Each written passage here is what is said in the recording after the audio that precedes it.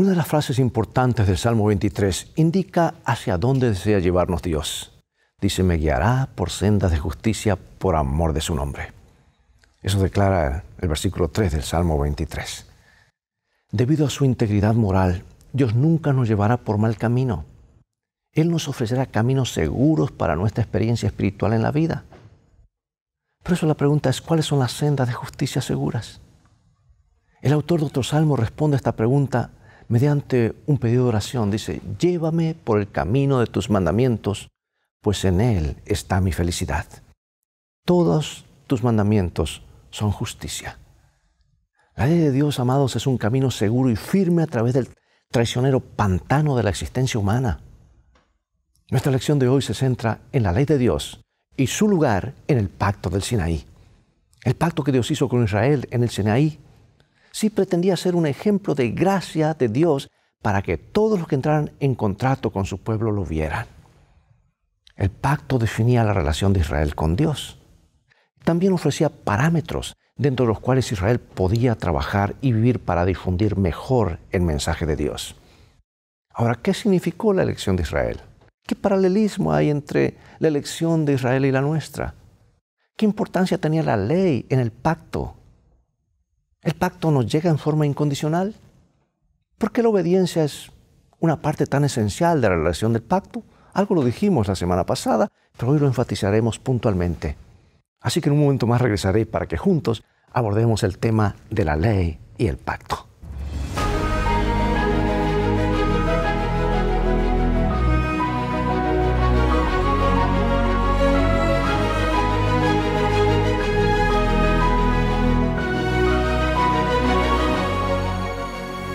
Comenzaremos con este versículo central de Deuteronomio 7:9. Conoce, pues, que Jehová tu Dios es Dios, Dios fiel, que guarda el pacto y la misericordia a los que le aman y guardan sus mandamientos hasta 1000 generaciones. La tradición judía enseñaba que Dios hizo el pacto con Israel solo porque otras naciones lo rechazaron primero. Aunque no hay evidencias bíblicas para esa postura, pero sí ayuda a entender que el Señor eligió a la nación hebrea por alguna razón. Pero no porque mereciera el gran honor y privilegio que el Señor le otorgó. No tenía ningún mérito propio. Ellos no tenían méritos dignos del amor de Dios, ni de que Dios le eligiera como pueblo suyo. Tampoco los tenemos tú y yo. Eran un grupo poco numeroso, tribus esclavizadas, débiles política y militarmente hablando. Además, en términos de cultura y religión, eran mixtos, insignificantes y sin mucha influencia. Y por ende, la causa básica de la elección de Israel radica en el misterio del amor de Dios y la gracia de Dios. No hay otra explicación, amados. No obstante, al mismo tiempo, debemos tener cuidado al considerar esta idea de la elección porque está plagada de posibles malentendidos teológicos. ¿Para qué eligió Dios a Israel? ¿Para redimirlo, mientras que todos los demás fueron elegidos para el rechazo y la perdición? ¿O fueron elegidos para ser vehículos que ofrecieran al mundo lo que se les había ofrecido a ellos? Por eso, ¿cómo nos ayudan a entender los siguientes versículos? Las respuestas a estas preguntas. Vamos a ver Éxodo 19:6, luego iremos a Isaías y luego a Hebreos. Y vosotros me seréis un reino de sacerdotes y gente santa. Estas son las palabras que dirás a los hijos de Israel. Yo los llevé a mi santo monte. Los llevaré y los recrearé en mi casa de oración. Sus holocaustos y sus sacrificios serán aceptos sobre mi altar, porque mi casa de oración será llamada casa de oración para todos los pueblos. Pero vemos a aquel que fue hecho un poco menor que los ángeles, a Jesús coronado de gloria y de honra, a causa del padecimiento de la muerte, para que por la gracia de Dios gustase la muerte por todos. Si, amados, como adventistas del séptimo día nos gusta considerarnos la contraparte moderna de Israel, ¿verdad? Llamados por el Señor no para ser los únicos redimidos, sino para proclamar el mensaje de redención al mundo, en el contexto del mensaje de los 3 ángeles. En resumen, creemos que tenemos algo que decir que nadie más está diciendo. Y cuidado si no lo decimos. Básicamente, esta era la situación del antiguo Israel. Ellos se desviaron, dejaron de hacer lo que Dios les pidió. El propósito de la elección de Israel no era convertir a la nación hebrea en un club exclusivo que atesorara la promesa de salvación y redención para sí misma. Al contrario, si creemos que Cristo murió por toda la humanidad, entonces la redención que el Señor ofreció a Israel también se la ofrece a todo el mundo. Se suponía que Israel era el vehículo por el que se daría a conocer esta redención. Llamados a nuestra iglesia, tú y yo hemos sido llamados a hacer lo mismo. Analiza tu función en la iglesia. ¿Piensas que estamos allí simplemente para pasar un buen tiempo? ¿Qué bien que me siento? ¿Una religión solamente de dame y te pido y aquí me siento bien? ¿O hay una misión detrás del llamado que Dios nos hizo? ¿Qué puedes hacer para ayudar a promover la obra que hemos sido llamados a realizar? Recuerda, si no estás ayudando activamente o juntando, como dice el Señor, estarás desparramando. Y lo más probable es que sea, hasta cierto punto, te interpongas en el camino y seas un obstáculo. No, alguno dice, yo no quiero ser obstáculo. No. Dios te está llamando, te toma como eres para cambiarte, darte una oportunidad, para que seas una luz, porque tú vales mucho para Jesús. Llamados, por más que hayamos estado enfatizando que el pacto es siempre un pacto de gracia, que es solo resultado del favor inmerecido que Dios otorga a aquellos que entran en una relación salvífica con Él. La gracia no es una licencia para desobedecer.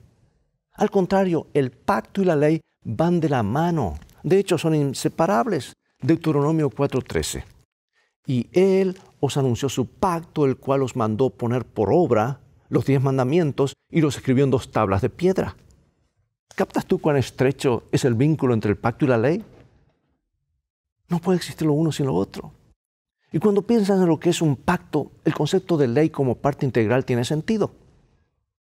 Si entendemos un pacto como entre 2 cosas, una relación, entonces es necesario trazar algún tipo de reglas y límites. No puede haber un pacto así. Lo mismo, hermano, mira, aquí hago una pausa. ¿Qué sería un partido de fútbol, básquetbol, voleibol sin reglamentos? Sería un caos, cada uno hacía lo que... Hay ciertos reglamentos. Dios pone leyes en este pacto, pero las pone para beneficiarnos a nosotros. Él puede vivir sin nosotros, pero nosotros no podemos vivir un minuto sin Él. Ahora yo pregunto, ¿cuánto tiempo duraría una amistad o una sociedad comercial? O el mismo deporte si no hubiese límites ni reglas. Ya sea que estén expresados específicamente o se entiendan tácitamente. Un amigo decide servirse de la billetera del otro, o un socio comercial invita a otra persona a unirse a su empresa sin decirle al otro. Estos actos serían una violación de las reglas, las leyes y los principios. ¿Cuánto tiempo durarían estas relaciones en circunstancias tan anárquicas? Por eso hay que poner límites, trazar líneas y establecer reglas. Solo así se puede mantener una relación.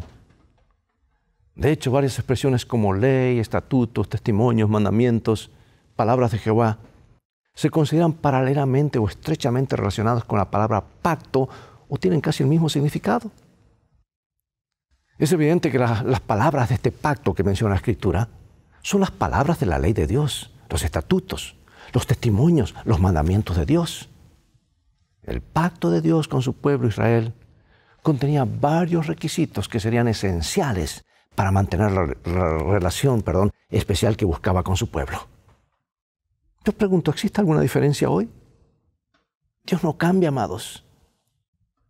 Y si queremos entender el asunto del pacto, tenemos que entender muy bien qué función cumple la ley dentro de este pacto. Yo pregunto, ¿cuáles son tus primeros pensamientos cuando piensas en la ley? ¿Agentes de policía, multas de tráfico, jueces y cárcel? ¿O piensas en restricciones, reglas, padres autoritarios, castigos? ¿O quizás piensas en orden, armonía, estabilidad o incluso tal vez amor? Ponte a pensar qué sería tu ciudad hoy. ¿Dónde vives hoy, tu pueblo, tu ciudad? Ya sea en el campo, ya sea en la metrópoli. Si todos guardasen los 10 mandamientos, sería un paraíso, amados, sería un paraíso. Nadie roba, nadie mate, mienta, todos vayan al mismo día a la iglesia. Sería un paraíso. ¿Captas tú lo que el diablo está haciendo, tratando de socavar para que podamos vivir al margen, que vivamos en pecado? Bueno, hay una palabra que llaman ley, es la palabra Torá, que se traduce como ley en nuestras Biblias, significa enseñanza o instrucción. Y el término puede usarse para referirse a todas las instrucciones de Dios, ya sean morales, civiles, sociales, religiosas. Comprende todos los sabios consejos que Dios ha dado en su gracia a su pueblo, con el fin de que pueda experimentar una vida abundante, tanto física como espiritualmente. No es de extrañar entonces que el salmista pudiera llamar bienaventurado al hombre para quien en la ley de Jehová está su delicia. Y como dice, y en su ley medita de día y de noche. Al leer la ley o Torá, las instrucciones y las enseñanzas registradas en los libros de Moisés que se convirtieron en parte del pacto de Israel, nos impresiona la amplia gama de instrucciones. Es que la ley toca todos los aspectos del estilo de vida de Israel. Desde la agricultura, el gobierno civil, las relaciones sociales y la adoración. Es que, amados, lo que Dios nos da es el manual del fabricante. Aquí está todo. ¿Por qué no atender más a las palabras de Dios? Ahora, ¿por qué supones que Dios le brindó tantas instrucciones a Israel? ¿En qué sentido estas instrucciones eran para su bien? Dios quería hacer de ellos un pueblo especial para que otras naciones fueran llamadas a seguir el ejemplo y aceptar el plan de salvación. O sea que la tarea de la ley dentro del pacto era brindar pautas para la nueva vida del participante humano del pacto. La ley introduce al miembro del pacto en la voluntad de Dios, porque la ley es un reflejo del carácter de Dios, a quien se llega a conocer en el sentido más pleno mediante la obediencia, que es por fe, a sus mandamientos y a otras expresiones de amor de su voluntad. O sea que el papel que desempeñaba la ley dentro de la realidad viva de la relación del pacto mostraba que Israel no podía seguir los caminos de otras naciones, sino los caminos de Dios. No podían vivir de acuerdo con la ley natural, las necesidades ni los deseos humanos, ni siquiera de acuerdo con las necesidades sociales, políticas y económicas en sí. Podían continuar siendo la nación santa de Dios, su reino sacerdotal y su tesoro especial, solo mediante la obediencia incondicional a la voluntad revelada de Dios en todas las áreas de su vida. Por eso Dios reveló su ley, la Torá. Y al igual, amados, que el antiguo Israel, los adventistas del séptimo día han recibido una amplia gama de consejos relacionadas con cada fase de la vida cristiana, a través de la manifestación moderna del don profético. ¿Por qué deberíamos considerar que estos consejos son un regalo de Dios, no un menoscabo del pensamiento y la acción independiente? Veamos ahora, pasemos a la presencia de la ley divina en relación del pacto y qué verdad nos enseña acerca de la naturaleza de Dios. Voy a leer en Malaquías y luego en Santiago, y nos dice así: Porque yo Jehová no cambio, por esto, hijos de Jacob, no habéis sido consumidos. Toda buena dádiva y todo don perfecto desciende de lo alto del Padre de las luces, en el cual no hay mudanza ni sombra de variación. Es que la ley de Dios es una expresión oral o escrita de su voluntad. Debido a que es una transcripción de su carácter, su presencia en el pacto nos asegura la permanencia y la confiabilidad del Señor. Aunque quizá no siempre podamos discernir las obras de su providencia, sabemos que Él es digno de confianza. Su universo está sujeto a leyes físicas, leyes morales invariables. Este es el hecho que nos da la verdadera libertad y seguridad, amados. No es estar libre de leyes para estar libres, no. Dice el pastor Beach en Dimensiones de la Salvación: la seguridad de que Dios es confiable radica en la verdad de que Él es el Dios de la ley. Su voluntad y su ley son una sola cosa. Dios dice que lo que está bien porque esto describe las mejores relaciones posibles. Por lo tanto, la ley de Dios nunca es arbitraria ni está sujeta a caprichos ni fantasías. Es lo más estable del universo. Y yo digo amén a eso. Es una gran realidad, una gran verdad. Es lo más estable del universo. Si la ley de Dios no puede salvar a una persona del pecado, ¿por qué entonces la incluyó como parte del pacto? Es para proteger a los que viven en el pacto, amados. Una relación requiere consenso y armonía. Debido a que Dios no solo es el creador del mundo, sino también el gobernador moral, la ley es esencial para que la felicidad de sus seres creados e inteligentes y que tengan un propósito de vivir en armonía con Él. La ley no salva, pero protege a aquellos que han sido salvados. El sábado, la iglesia no salvan, pero han sido puestos por Dios para proteger y poner dentro de un cerco a aquellos que Dios ha salvado. Por lo tanto, su ley, la expresión de su voluntad, es la constitución de su gobierno. Naturalmente, es la norma o obligación tanto del trato como de la relación del pacto. Su propósito no es salvar, sino definir nuestro deber hacia Dios. De eso nos hablan los primeros 4 mandamientos, ¿verdad? Y luego los últimos 6 nos hablan acerca de nuestro deber hacia nuestros semejantes, nuestra relación vertical y nuestra relación horizontal. Nuestras palabras establecen el estilo de vida que Dios desea que lleven sus hijos del pacto para su propia felicidad y bienestar. Esta ley impedía a Israel que sustituyera este estilo de vida por alguna otra filosofía. Y aquí hago un paréntesis, no me preocupa que ellos dicen, no, ya no es necesaria la ley. ¿Sabes qué se llama eso? Eso es tratar de vivir por las obras. Porque la ley de Dios no ha sido para salvarnos, sino ha sido para mantenernos dentro del cerco que Dios ha puesto. Dentro de ese pacto, para que vivamos felices. Esa ley está para guiar al creyente mediante la gracia transformadora de Dios a estar en armonía con su voluntad y su carácter, porque la ley nos conduce a Cristo. Observa a tu alrededor. ¿No puedes ver los efectos devastadores de la anarquía, incluso en tu propia vida? ¿No puedes ver algún daño causado por violar la ley de Dios? Esta realidad, pregunto, ¿cómo te ayuda a afirmar la bondad de la ley de Dios? ¿Y por qué la ley debería ser parte esencial en nuestra relación con Él? Vamos a ver ahora un sí condicional. Y aquí está el problema en muchas interpretaciones teológicas. Veamos el sí condicional. Génesis 18, 19, luego 26. Vamos a Éxodo y a Levítico. Porque yo sé que mandará a sus hijos y a su casa después de sí que guarden el camino de Jehová haciendo justicia y juicio para que haga venir Jehová sobre Abraham lo que ha hablado acerca de él.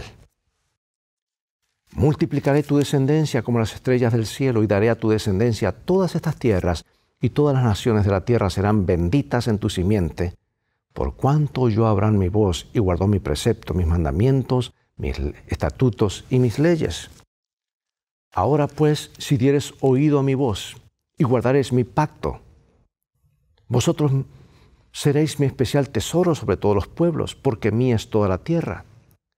Si anduviereis en mis decretos y guardaréis mis mandamientos y los pusiereis por obra. ¿Captas tú el sí? Si haces esto, va a ocurrir esto. Si no haces esto, va a ocurrir esto. Y Dios reconoce abiertamente la fiel obediencia de Abraham. Dice, a mis mandamientos, mis estatutos y mis leyes. O sea que esto sugiere que Dios esperaba que su socio humano en este pacto llevara ese estilo de vida. Y la declaración completa del pacto bíblico del Sinaí deja muy bien claro que las condiciones de obediencia son uno de los aspectos básicos del pacto. El aspecto condicional del pacto es innegable también. Las promesas del pacto, si bien eran por gracia, inmerecidas y representaban un regalo para ellos, no eran incondicionales. El pueblo podía rechazar el regalo, resistirse a la gracia y darle la espalda a las promesas. El pacto, al igual que la salvación, nunca niega el libre albedrío. Tenemos la capacidad para elegir. El pecado, Satanás, como serpiente, nos quitó ese libre albedrío. Jesús murió para hacernos libres, para poder elegir, ya sea que elijamos mal o elijamos bien. Por eso nos muestra su camino para que elijamos bien. El Señor no obliga a nadie a tener una relación salvífica con Él. No le impone un pacto. Él lo ofrece gratuitamente para todos. Es como un regalo. ¿Y cuánto tiempo lleva a aceptar un regalo? Es un instante, es mío, tómalo. Dios te ofrece ese regalo. Lo ofrece gratuitamente a todos y todos están invitados a aceptarlo. Cuando alguien lo acepta, esta alianza conlleva obligaciones, ¿verdad? No como una forma de ganarse la bendición del pacto, no como una manifestación externa de haber recibido las bendiciones del pacto. Israel debía obedecer, no para ganarse las promesas, sino para que las promesas pudieran cumplirse en él. ¿Captas tú la diferencia? La obediencia de Israel era una expresión de lo que significa recibir las bendiciones del Señor. La obediencia no genera bendiciones en el sentido de que Dios se ve obligado a otorgarlas. Al contrario, la obediencia crea un ambiente en el que la bendición de la fe puede manifestarse. Andad en todo el camino que Jehová vuestro Dios os ha mandado para que viváis y os vaya bien y tengáis largos días en la tierra que habéis de poseer. Más claro, imposible, amados. En otras palabras, la obediencia abre el camino para que Dios pueda derramar sus bendiciones. Nos coloca en el sendero donde Dios está ya bendiciendo porque Él lo ha prometido aún antes que entremos en el pacto. Allí está, entra a este camino, dice el Señor. Bueno, veamos ahora otro incidente en los días de Jesús que nos ayuda a entender mejor el lugar y el significado de la ley de Dios dentro del pacto. Y también vamos a ver el concepto de que el pacto es sinónimo de relación. Leeré algunos versículos y luego unos comentarios. Esto está en San Mateo capítulo 22 en adelante. Y nos dice así. Entonces los fariseos, oyendo que había hecho callar a los saduceos, se juntaron a una. Y uno de ellos, intérpretes de la ley, preguntó para tentarle, diciendo: Maestro, ¿cuál es el gran mandamiento en la ley? Jesús le dijo: Amarás al Señor tu Dios con todo tu corazón, y con toda tu alma, y con toda tu mente. Este es el primero y grande mandamiento. Y el segundo es semejante: amarás a tu prójimo como a ti mismo. De estos dos mandamientos depende toda la ley y los profetas. Sí, quiero leer ahora del comentario bíblico. Y nos dice: antes de que, mediante el poder y la gracia de Cristo, una persona pueda comenzar a observar los preceptos de la ley divina, debe tener el amor en el corazón. La obediencia a Dios que no nace del amor es tan imposible como inútil. Donde existe el amor a Dios, la persona automáticamente pondrá su vida en armonía con la voluntad divina como está expresada en sus mandamientos. Otra cita más muy hermosa. En los preceptos de su santa ley, Dios ha dado una perfecta norma de vida y ha declarado que hasta el fin del tiempo esa ley, que no ha cambiado ni en una sola jota ni en un tilde, sostendrá su vigencia ante los seres humanos. Cristo vino para magnificar la ley y engrandecerla. Mostró que se funda en el amplio conocimiento del amor a Dios y al hombre y que la obediencia a sus preceptos abarca todos los deberes de éste. Su propia vida es un ejemplo de obediencia a la ley de Dios. En el Sermón del Monte demostró que sus requerimientos se refieren no solo a las acciones externas, sino también abarcan los pensamientos y las intenciones del corazón. Yo pregunto, ¿por qué el hilo de amor ejerce una influencia más fuerte que la cuerda de miedo para atraer a los seres humanos a Dios? La ley de Dios constituye una parte fundamental del pacto, aunque era un auténtico pacto de gracia. No obstante, la gracia, hermanos, nunca anula la necesidad de la ley. Al contrario, la ley es un medio por el cual la gracia se manifiesta y se expresa en la vida de quienes lo reciben. Finalizo con estos pensamientos y varias preguntas de reflexión.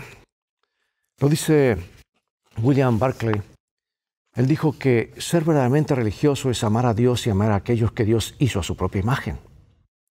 Y ese amor no es un sentimentalismo vago y nebuloso, sino un compromiso total con Dios que brota de un corazón a un servicio práctico hacia nuestros semejantes. Hay aquí un texto muy hermoso en Deuteronomio capítulo 6, versículo 5. Y no me canso de repetirlo. Y dice: y amarás a Jehová tu Dios de todo tu corazón y de toda tu alma y con todas tus fuerzas. ¿Qué nos enseñan las leyes y los límites de Dios sobre su carácter? ¿Qué pasaría si Jesús caminaba por las calles de tu ciudad hoy? ¿Cómo demostraría amor por los vecinos y por qué? Cuando transgredes parte de la ley de Dios, su gracia viene al rescate. ¿Significa esto que la gracia ya anula la ley? Al contrario, la establece. El antiguo pacto desempeñó un papel importante en el éxodo israelita de Egipto. Este pacto fue una señal de amor y del cuidado protector de Dios, lo cual me lleva a una reflexión en nuestra vida espiritual. ¿Cómo se traduce el pacto en señales de amor y el cuidado de Dios en nuestras vidas? ¿Cuál es tu rol en el proceso de experimentar lo que significa vivir en una relación de pacto con Cristo? Piensa en formas específicas en las que amamos a Dios y a la humanidad con un sentimentalismo tal vez nebuloso? ¿Qué puedes hacer en tu iglesia local? ¿Qué puedes hacer tú para animar a otros a ser más sinceros en su amor a Dios y al prójimo? Como se señaló, la ley de Dios dada a los israelitas era casi dolorosamente específica. ¿Por qué Dios podría estar tan preocupado por la manera que sus hijos se conducen por la vida? ¿Es por nuestro propio bien o por el suyo? Vuelvo a repetir, Dios puede vivir sin nosotros, pero nosotros no podemos vivir sin Dios. Y Dios nos hizo el camino, por decir así, lo más fácil posible a darnos todos esos reglamentos e ideas cómo vivir una vida de amor en el pacto y cómo ser felices. Tanto Israel como la iglesia, al ser los escogidos de Dios, estaban y están en posesión de algo que el mundo en general necesitaba y todavía necesita, pero que generalmente no es consciente de ello. Por lo general, Israel hizo poco para cambiar esto. ¿Es posible que hoy corramos el riesgo de volvernos ineficaces e irrelevantes? De tanto en tanto escuchamos decir que los 10 mandamientos en la actualidad se han convertido en 10 sugerencias. Y de hecho actuamos a veces como si fuera verdad. Amados, yo quiero finalizar nuevamente con este versículo que comenzamos, Deuteronomio 7:9. Conoce, pues, que Jehová tu Dios es Dios, Dios fiel que guarda el pacto y la misericordia a los que le aman y guardan sus mandamientos hasta 1000 generaciones. Qué hermosa seguridad para permanecer en el pacto. Dios nos ayude. Acompáñame en oración. Gracias, nuestro Padre, por mostrarnos claramente el camino. Gracias por mostrarnos la armonía que hay entre la ley, el pacto, que reflejan tu carácter, tu gracia. Inscribe estos principios en nuestras mentes y corazones para que podamos no ir al libro para buscarlos a ver qué es lo que tú dices, sino que estén grabados en nuestra mente y corazón de tal manera que lo hagamos automáticamente porque te amamos y queremos andar en tus caminos. Bendícenos, sabemos que lo harás porque lo pedimos en el nombre de Jesús. Amén. Bien, se acabó el tiempo nuevamente, ha llegado el momento de despedirnos y espero que sigas estudiando esto y vamos a seguir estudiando durante estas siguientes semanas acerca del pacto y la gracia de Dios. Será hasta el próximo programa de Lecciones de Vida. Invita a otros a sintonizar este canal y transfórmate tú mismo en un canal de bendiciones. Mientras tanto, Dios te bendiga y te guarde. Y recuerda, tú vales mucho para Jesús. Él te ama más de lo que puedes imaginar. Y en el viaje de la vida las cosas van a terminar bien si haces de la Biblia tu GPS y a Jesús como tu guía. Maranatha, Dios te bendiga.